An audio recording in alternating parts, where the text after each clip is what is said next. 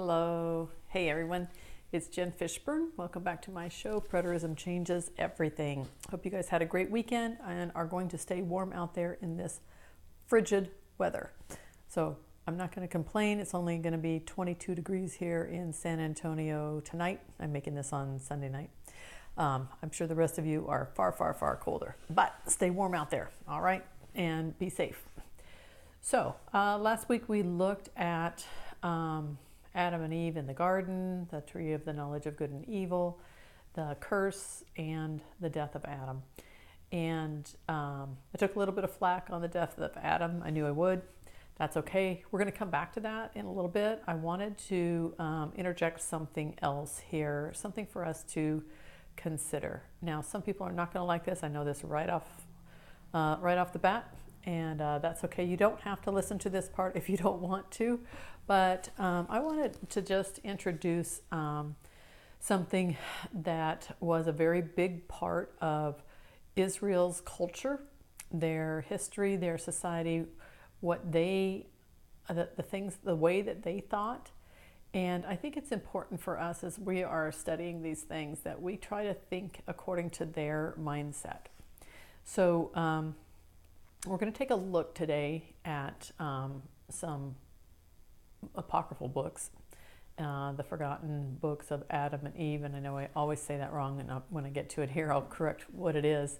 But the reason that we're going to take a look at this is that this book, or it's actually two books, and we're only going to look at part of it for right now. This book, first of all, most of us haven't studied it, but this actually was one of the most popular non-canonical books for many, many, many centuries. So when we are looking at the Bible, I don't know how many of you have studied how the Bible came to us, how we decided which books were in it, and how we even decided which versions of the books were in it. But it's not as simple as we think. It's not just one version of each book, and they just kind of fell together and God said, boom, there's your Bible. So there was a lot of debating. There was a lot of looking at, who gets to decide, who puts these books all together. So for me, I'm at a point in my studies that I like to look at other sources as well. And just because something is not in the Bible does not necessarily make it bad or not true or unreliable or anything like that. Now, we actually have no idea at the level of what is true or not true in this story that we're going to be taking a look at. So I want to make that really clear. I have no idea if it's 100% fiction or if it is 50% true or whatever it is. But once I read this, I couldn't unsee it. It forever changed my perception of how I look at the story of Adam and Eve. And I think it will just give us some depth to what we're looking at in these subjects here. And the reason that I want to look at this is because this story was so popular that everyone would have known it in Israel and in Jesus' day, and it was passed down for thousands and thousands of years. So this is called an apocryphal story. It's done in Midrash style, and it's the story of Adam and Eve that was passed down from generation to generation through oral tradition. And they did that for thousands of years. Now, most stories were not written down for hundreds or even thousands of years. They were a society that they told the stories over and over and over again. It was an oral tradition, and writing was just extremely rare.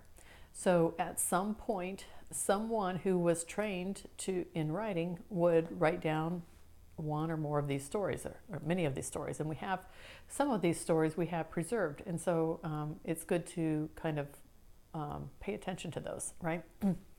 All right, so the central part of this text that we're going to be looking at focuses on the conflict of good and evil, the fight between man and the devil, the eternal struggle of human nature against sin, and it addresses the question of how does one know whether God or Satan guides the opportunity, situation, or the person confronting us. So this book was likely written down somewhere around 300 BC first, and then they made additions and changes to it all the way up through 300 AD, which was very common with all the books, including most of the books of the Bible. So all of our books have had many, many, many, many changes done from the time of the original, which we don't have any originals. We have copies of copies of copies of copies of copies, and there were changes done to all of them. All right, including these extra non-canonical books. So this text it most likely influenced very early theologians. It was very, very popular from the 3rd to the 13th century. Middle Ages, super popular book, okay? Now today it's called pseudepigrapha, and that basically just means that the name of the author is probably not the real author. So in other words, we don't know who wrote it. And it may not even matter because it was just passed down from oral tradition, generation after generation. So it doesn't really matter who actually wrote it down. All right. So the Adam and Eve story pervaded the thoughts of ancient writers, and that is seen in the large number of versions of this story that exist, or whose existence may be traced through the writings of the Greeks, the Syrians, the Egyptians, the Abyssinians, the Hebrews, and other ancient people. Now, this story itself has survived in 6 different languages. That's more than most of our Bible stories, right? Most of our Bible books. All right, so the 6 languages were Greek, Latin, Armenian, Georgian, Slavonic, and Coptic. And most scholars agree that it was originally written in Greek. Now, as a lawyer might say who examines so much apparently unrelated evidence, there must be something back of that. All right, so we got to realize how popular this was all the way up through the Middle Ages. So the version that we're going to look at here is, it started with, it looks like unknown Egyptians had it. And so we really don't know how anything more about that. And part of this version are actually found in the Talmud, the Quran, and other religious writings showing that it played a vital role in the original literature of human wisdom. So the Egyptian author who first wrote this in Arabic, which some people will say is original, some people think it's a Greek.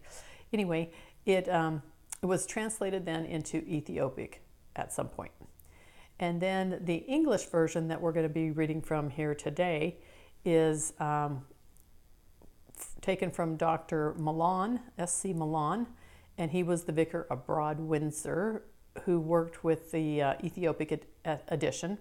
And then Dr. Trump edited it. I thought that was pretty funny. Dr. Trump edited it. He's the professor at the University of Munich. And he had the Arabic original, which means that he could pass over all of the later editions of it. So he went back to the very original first one, not the original copy. I mean, not the original autograph, but it's really the first one that we have access to. All right. So it's the earliest one. So here's what one critic has said about this book. This is, we believe, the greatest literary discovery that the world has known. Its effect upon contemporary thought in molding the judgment of the future generations is of incalculable value. Incalculable value, sorry. The treasures of King Tut's tomb were no more precious to the Egyptologist than are those literary treasures to the world of scholarship. So, let me get to the book now. And so this is called the first book of Adam and Eve. All right. So what I'm going to do is I'm going to do what they say never to do, and that's to read to you. And the reason I'm going to do that is because most of you have probably never read it. And so I'm going to try to make it as exciting in reading style as I can, but I want you to get a feel for this book. And I don't know how far we're going to go into it. I'm going to just try to stick to a time schedule, 15 to 20 minutes for today's, and then we'll see how much of this that we do. But I want to hear your feedback on this. Do you love it? Do you hate it? Are you like, I do want to have some feedback on this because I want to bring in a bunch of these different books. I'm not going to read all of them, but this is one that I am going to read just because I think it's going to bring so much added value to the conversation of what we're learning here now. All right, so we're going to just start with Book 1, Chapter 1 is what it's called. And the name of the book is The Crystal Sea. They named chapters back then. They used to write things quite differently. All right, so the name of the chapter is The Crystal Sea. God commands Adam, expelled from Eden, to dwell in the cave of treasures. So this is going to pick up at the end of where we just left off, where God kicks Adam and Eve out of the garden. This is where this story picks up, and that's why we're doing that right now, okay? On the third day, God planted, this is going to give a little bit of background information, and then it's going to pick up where we left off. On the third day, God planted the garden in the east of the earth, on the border of the world eastward, beyond which, towards the rising sun, one finds nothing but water that encompasses the whole world and reaches unto the borders of heaven. And to the north of the garden there is a sea of water, clear and pure to the taste, like unto nothing else, so that through the clearness thereof one may look into the depths of the earth. And when a man washes himself in it, becomes clean of the cleanness thereof, and white of its whiteness, even if he were dark. And God created that sea of his own good pleasure.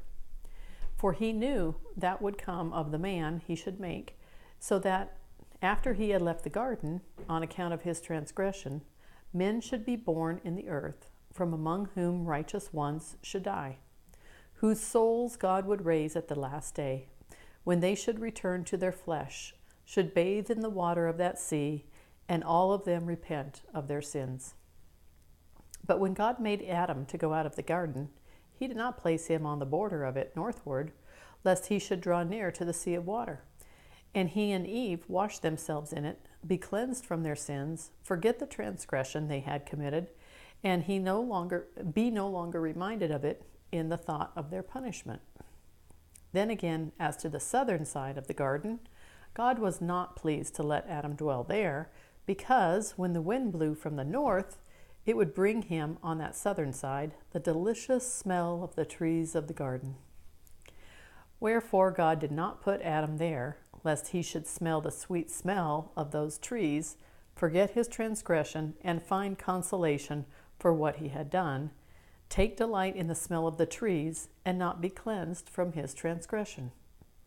Again also, because God is merciful and of great pity, and governs all things in a way he alone knows, he made our father Adam dwell in the western border of the garden, because on that side the earth is very broad.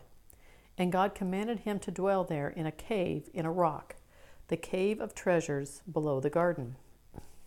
Chapter 2. Adam and Eve faint upon leaving the garden. God sends his word to encourage them. But when our father Adam and Eve were out in the garden, they trod the ground on their feet, not knowing they were treading. And when they came to the opening of the gate of the garden, and saw the broad earth spread before them, covered with stones large and small, and with sand, they feared and trembled, and fell on their faces, and from the fear that came upon them, and they were as dead.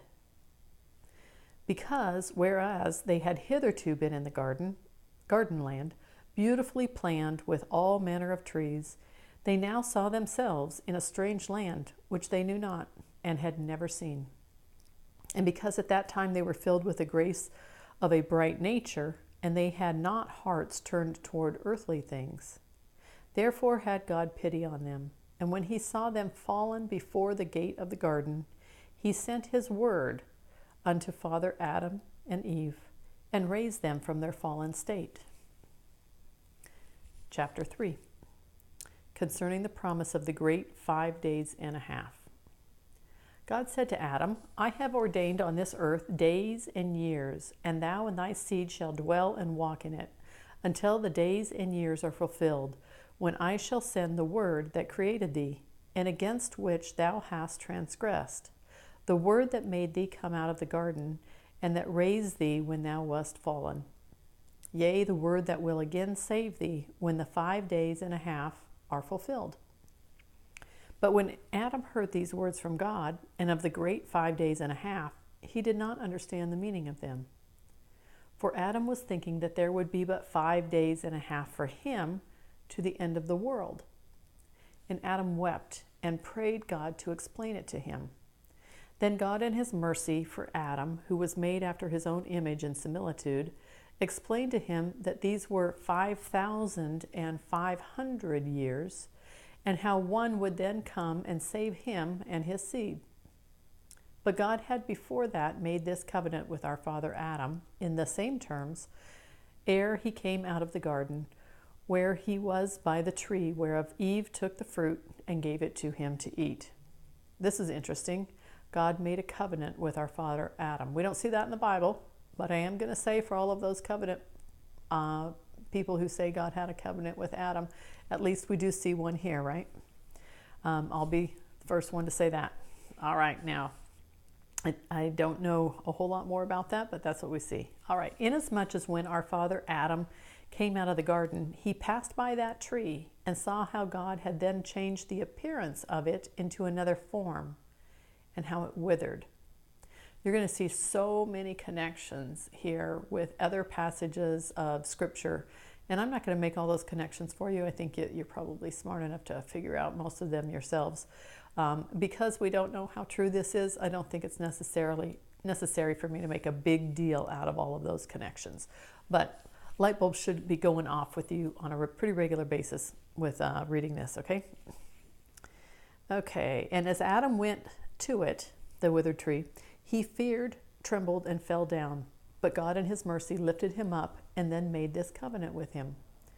And again, when Adam was by the gate of the garden and saw the cherub with a sword of flashing fire in his hand, and the cherub grew angry and frowned at him, both Adam and Eve became afraid of him and thought he meant to put them to death.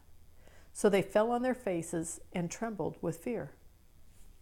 But he had pity on them and showed them mercy, and turning from them went up to the heaven and prayed unto the Lord and said, Lord, thou didst send me to watch at the gate of the garden with a sword of fire. But when thy servants, Adam and Eve, saw me, they fell on their faces and were as dead. O my Lord, what shall we do to thy servants? Then God had pity on them and showed them mercy and sent his angel to keep the garden. And the word of the Lord came unto Adam and Eve and raised them up. And the Lord said to Adam, I told thee that at the end of 5 days and a half I will send my word and save thee. Strengthen thy heart, therefore, and abide in the cave of treasures, of which I have spoken before to thee. And when Adam heard this word from God, he was comforted with that which God had told him, for he had told him how he would save him. Okay, so I think that's a good stopping place for today. It looks like we're at about the good amount of time. So I'm going to stop with there, and we are going to read some more tomorrow, and then I'll take a look and see what you guys think about this. We haven't gotten far enough to really get a good idea of what's going on here. All right, so I'm going to see you guys tomorrow. I do have a super, super busy week this week, so if I'm not on every day, don't worry. I'm just fine. I've just got a lot going on, and so I'll see how much I can get done. All right, talk to you guys later. Bye.